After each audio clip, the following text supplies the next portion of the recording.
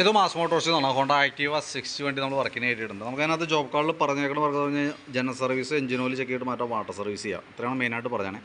അപ്പോൾ നമ്മൾ test drive നടത്തുന്ന സമയത്ത് നമുക്ക് 1-2 കംപ്ലയിൻസുകൾ ശ്രദ്ധപ്പെട്ടിട്ടുണ്ട്. ഒന്ന് സ്പീഡോമീറ്റർ വർക്ക് ചെയ്യില്ല, പിന്നെ ബാക്ക് ബ്രേക്കിൻ്റെ ക്യാം കിടന്ന് ജെർക്ക് ചെയ്യുന്ന ഒരു സൗണ്ട് കാണിക്കുന്നുണ്ട്, പിന്നെ ഫ്രണ്ട് ടൈറ്റ് കാണിക്കുന്നുണ്ട്, അത് ഫ്രണ്ട് ടയർ തീർന്ന നടക്കാണ്, അപ്പോൾ അതിൻ്റെ ഒരു ടൈറ്റ് ഉണ്ട്. അതേപോലെ ബാക്ക് സൈഡ് ചെറിയൊരു വെട്ടൽ പാളൽ പോലെ കാണിക്കുന്നുണ്ട്, അതും ബാക്ക് ടയറുമായി ബന്ധപ്പെട്ട കംപ്ലയിൻ്റാണ്. പിന്നെ ഇൻഡിക്കേറ്റർ ഇടണ സിഗ്നൽ ഇടുന്ന സമയത്ത് ബസർ വലിയ സൗണ്ട് ഇല്ല, തീരെ സൗണ്ട് കുറവാണ്. അത്രയാണ് പ്രത്യക്ഷത്തിൽ നമുക്ക് തോന്നിയ ഓടിച്ച് നോക്കുമ്പോൾ കിട്ടിയ ഒരു കംപ്ലയിൻസ് ആയിട്ടുള്ളത്. പിന്നെ നമ്മൾ ജനറൽ സർവീസിന് വേണ്ടിയിട്ട് ഡീറ്റെയിൽ ആയിട്ട് ചെക്കപ്പിന് വേണ്ടി കയറ്റിയിട്ടുണ്ട്. ജനറൽ സർവീസിൻ്റെ ഭാഗമായിട്ട് ബാക്ക് ബ്രേക്കൊക്കെ നമ്മൾ അയച്ചിട്ടുണ്ട്. ബ്രേക്ക് ലൈനർ നമുക്ക് കുറേ കൂടി ഉപയോഗിക്കാനൊക്കെ ഉണ്ട്. അപ്പോൾ ബ്രേക്കിൻ്റെ ക്യാമൊക്കെ ചെറിയൊരു ടൈറ്റ് കാണിച്ച് തുടങ്ങിയിട്ടുണ്ട്. ഈ ക്യാമിന് ഇത്രയും പ്ലേ ഉള്ളതുകൊണ്ട് തന്നെ നമുക്ക് അതുമേ ശരിക്കും ജർക്കിങ് സൗണ്ട് വന്നതിൻ്റെ റീസൺ. അപ്പോൾ നമുക്കൊരു കോപ്പർ വാഷ് യൂസ് ചെയ്ത് കഴിഞ്ഞാൽ നമുക്കത് ആ സൗണ്ട് കുറയ്ക്കാനായിട്ട് പറ്റും. അപ്പോൾ നമുക്കതൊന്ന് ക്ലീൻ ചെയ്ത് ഗ്രീസ് ചെയ്ത് ആ കോപ്പർ വാഷ് ഇട്ട് സെറ്റ് ചെയ്യാം. ബാക്ക് വീൽ പിടിപ്പിക്കുന്നത് ഈ ഒരു ഷാഫ്റ്റും വേണം. അതിൻ്റെ ബെയറിങ്ങിൻ്റെ പ്ലേ ഒക്കെ നമ്മൾ ചെക്ക് ചെയ്ത് വേറെ കംപ്ലയിൻ്റ് ഒന്നുമില്ല. ബാക്കിലത്തെ ടയർ, ഈ മോഡൽ ടയർ കിടക്കണതിൻ്റെയാണ് ബാക്ക് സൈഡ് നമുക്കൊരു പാള് കാണിക്കുന്നതിൻ്റെ മെയിൻ കാരണം കേട്ടോ. അപ്പോൾ നമ്മൾ ശ്രദ്ധിക്കേണ്ട കേസ്, പിന്നീട് നമ്മൾ ടയർ മാറ്റിയിടുന്ന സമയത്ത്, ഇനിയിപ്പോൾ ഈ ടയർ പരമാവധി ഉപയോഗിച്ച് തീർക്കുക. അതിനുശേഷം മാറ്റിയിടുന്ന സമയത്ത് കമ്പനി ടയർ, അതായത് സാപ്പർ മോഡൽ ടയർ മേടിച്ചതായിരിക്കും നല്ലത്. ഒന്നുമല്ല MRF അല്ലെങ്കിൽ അപ്പോളോ സിയറ്റോ ഏതായാലും പാറ്റേൺ യൂസ് ചെയ്യുമ്പോൾ കമ്പനി പാറ്റേൺ സാപ്പർ എന്ന് പറയും, സാപ്പർ മോഡൽ എന്ന് പറയും, ആ മോഡൽ യൂസ് ചെയ്യണമെന്ന് ബെറ്റർ കേട്ടോ. ഈ മോഡൽ ഒരു കാരണവശാലും ഇടാതിരിക്കുക. ഈ മോഡലും അതേപോലെ ഗ്രിപ്പ് കൂടുതൽ വന്ന മോഡലും ഇടാതിരിക്കണമായിരിക്കും നല്ലത്. കാരണം അത് ഇടുന്ന സമയത്ത് തന്നെ നമുക്ക് ഇട്ട് കൈയോടെ തന്നെ നമുക്ക് അതിൻ്റെ വെട്ടൽ കാര്യങ്ങളൊക്കെ മനസ്സിലാവും നമുക്ക്. അപ്പോൾ പരമാവധി അത് അവോയ്ഡ് ചെയ്യണം നല്ലത് കേട്ടോ.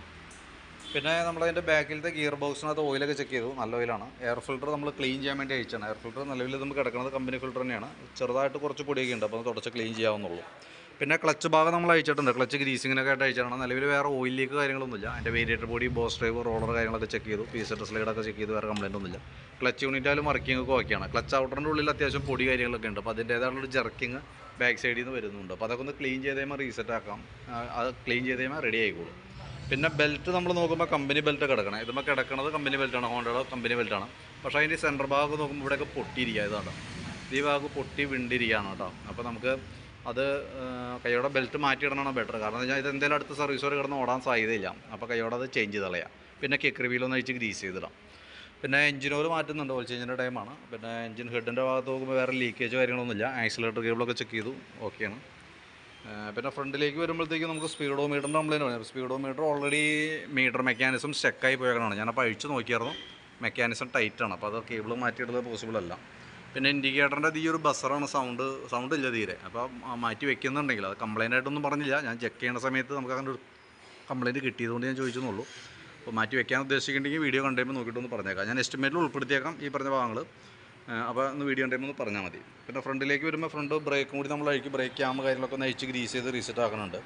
ടയറിൻ്റെ കേസ് പറഞ്ഞാൽ ടയർ ഈ സൈഡ് ഫുള്ള് തീർന്നിട്ടുണ്ട് കേട്ടോ. അപ്പോൾ അതിൻ്റേതായിട്ടുള്ളൊരു പാളൽ ഫ്രണ്ട് സൈഡിൽ നിന്ന് കാണിക്കുന്നുണ്ട്. അപ്പോൾ എസ്റ്റിമേറ്റിൽ നമ്മൾ ഇടുന്നില്ല. ടയർ മാറ്റാനായിട്ട് ഉദ്ദേശിക്കുന്നുണ്ടെങ്കിൽ വീഡിയോ കണ്ടതിന് ശേഷം നോക്കിയിട്ട് പറഞ്ഞാൽ മതി. അപ്പം മാറ്റുന്നുണ്ടെങ്കിൽ നമുക്ക് അതിൻ്റെ ഒരു എസ്റ്റിമേറ്റ് അഡീഷണൽ ആയിട്ട് പറയാം. ഞാൻ പറഞ്ഞല്ലോ, ബാക്കിലത്തെ ടയറായാലും ഈ പാറ്റേണാണ് നമുക്ക് വേണ്ടത്. ഇതേപോലത്തെ ഇടണമാണ് ഏറ്റവും ബെറ്റർ. ഫ്രണ്ടിലും ബാക്കിലും അതേ ഭാഗം യൂസ് ചെയ്യാം. ഇത് നമുക്ക് ഫ്രണ്ടും ബാക്കും സെയിം ടയറല്ല, വ്യത്യാസമുണ്ട്. ഫ്രണ്ടിൽ 12 ഇഞ്ചും ബാക്കിൽ 10 ഇഞ്ചുമാണ്. അപ്പോൾ റൊട്ടേഷൻ ചെയ്ത് നടക്കില്ല. അപ്പോൾ പരമാവധി ഉപയോഗിച്ചതിന് ശേഷം മാറ്റിക്കളയാം. അപ്പോൾ ശരിക്കും ഇതിപ്പോൾ മാറ്റേണ്ട ഒരു ടൈമാണ്. വണ്ടി ഓടിക്കുമ്പോൾ പാളലൊക്കെ കാണിക്കുന്നുണ്ട്. അപ്പോൾ നോക്കിയിട്ടൊന്ന് പറഞ്ഞാൽ മതി. മാറ്റാനായിട്ട് ഉദ്ദേശിക്കുന്നുണ്ടെങ്കിൽ നോക്കിയിട്ട് പറഞ്ഞുതരാം. ഞാൻ അതിൻ്റെ ഒരു അഡീഷണൽ എസ്റ്റിമേറ്റ് ആയിട്ട് പറയാം. പിന്നെ ഈ ഭാഗത്തേക്ക് വരുമ്പോഴത്തേക്ക് നമുക്ക് അതിൻ്റെ സ്പാർക്ക് പ്ലഗ് ഒന്ന് അയച്ച് ക്ലീൻ ചെയ്യാനുണ്ട്. ജസ്റ്റ് ക്ലീൻ ചെയ്ത് റീസെറ്റ് ചെയ്യാം. നമുക്ക് എയർ ഫിൽറ്റർ മാറ്റുമ്പോൾ കൂടുതൽ പ്ലഗും മാറ്റണം. ഇപ്പോൾ നെക്സ്റ്റ് സർവീസിൽ എന്തെങ്കിലും മാറ്റേണ്ടി വരും കേട്ടോ. പിന്നെ ബാറ്ററി നമുക്കിത് പിരിക്കുന്നത് ടാറ്റയുടെ ബാറ്ററിയാണ്. വോൾട്ടൊക്കെ നോക്കുമ്പോൾ മാക്സിമം കിട്ടണമൊക്കെ ഉണ്ട്. ലോഡ് കൊടുക്കുമ്പോഴേക്കും 8.67. അപ്പോൾ നിലവിൽ വേറെ ബാറ്ററിയുടെ ഭാഗത്തൊന്നും വേറെ കംപ്ലയിൻ്റ് ആയിട്ടൊന്നുമില്ല. അപ്പോൾ ഞാൻ അതിൻ്റെ ഒരു ഏകദേശം ഒരു എസ്റ്റിമേറ്റ് ആക്കിയിട്ട് ഡീറ്റെയിൽസ് വാട്സപ്പിൽ ഇടാം. അപ്പോൾ നമുക്ക് ജനറൽ സർവീസ് അതിനേക്കാൾ ഒരു മാറ്റേണ്ടിൻ്റെ പാർട്സ് എന്ന് പറഞ്ഞാൽ ഒന്ന് നമുക്ക് എഞ്ചിൻ ഓയിൽ മാറണം, ഓയിൽ ബോൾട്ടിൻ്റെ വാഷ് ഓറിങ് മാറണം, ബെൽറ്റ് മാറ്റാനുണ്ട്. ഇത്രയാണ് മെയിനായിട്ടുള്ളത്. പിന്നെ ബസറിൻ്റെ കേസ് നോക്കിയിട്ടൊന്ന് പറയണം, ടയറിൻ്റെ കേസ് നോക്കിയിട്ടൊന്നും പറയണം. ബാക്കിത്തെ അതൊന്നും ഞാൻ എസ്റ്റിമേറ്റിൽ ഉൾപ്പെടുത്തുന്നില്ല. ബാക്കിത്തെ ഭാഗങ്ങൾ ഉൾപ്പെടുത്തിയിട്ടുള്ള എസ്റ്റിമേറ്റ് ഞാൻ വാട്സപ്പിലിടാം. വീഡിയോ കണ്ടതിന് ശേഷം നോക്കിയിട്ടൊന്ന് റിപ്ലൈ ഇടണം.